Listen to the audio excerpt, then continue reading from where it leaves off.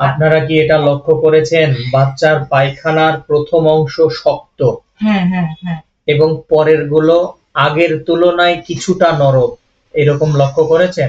পায়খানা একবারে শক্ত প্রথম, ঠিক আছে, পরে লাস্টে একটু হালকা নরম, কিন্তু মানে শক্ত প্রথমের দিক দিয়ে, প্রথমের দিকটা দিয়েই শক্ত শক্ত বেশি বেশি, কষ্ট হ্যাঁ। বেশি পায়। হ্যাঁ এরপরে বললেন মাথায় ঘাম আছে, হ্যাঁ, মাথা ডিম গলা সবসময়- বিরিয়ানি এগুলো পছন্দ করে, তাই তো? এগুলোই মানে ওর খাবারই এগুলো, এটাই খায়। হঠাৎ শব্দ টব্দ যদি হয় চমকে যায়, ভয় পায়?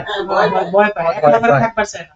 আচ্ছা, আর একটুতেই ঠান্ডা লেগে যায়, আর কোনো রোগ হ্যাঁ। হোক চাই না হোক, কিন্তু ঠান্ডাটাও একটুতেই ঠান্ডাটা বেশি সমস্যা, বুঝতে পারছেন? এই বাচ্চাকে প্রতিদিন গ্যাস একটা দেওয়া। করে আপেল খাওয়াবেন, কি বলেছি?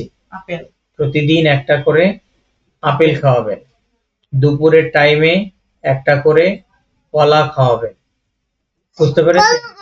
কলা খাওয়াবেন, একটা করে আপেল খাওয়াবেন, আম্মু কি জানিস? পেয়ারা, আমড়া, পেয়ারা, আমরা আমলকি, এই জিনিসগুলো বিট লবণ ছাড়া যদি বাচ্চাকে খাওয়ানো সম্ভব হয়, বা টেবিল সল্ট যেটা, এটা ছাড়া যদি খাওয়ানো সম্ভব হয় অবশ্যই ওকে খাওয়াবেন, ঠিক আছে?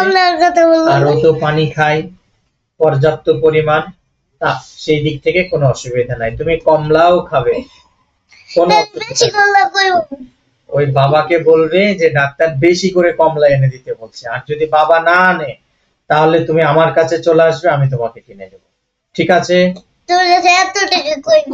আল্লাহ আল্লাহ দেবে, টাকার মালিক তো আল্লাহ। আল্লাহর কাছে আমি চাইবো তোমার জন্য যে নুসরাতে কমলা কিনতে হবে অনেকগুলো, টাকা দাও বেশি, তাহলেই হলো, ঠিক আছে?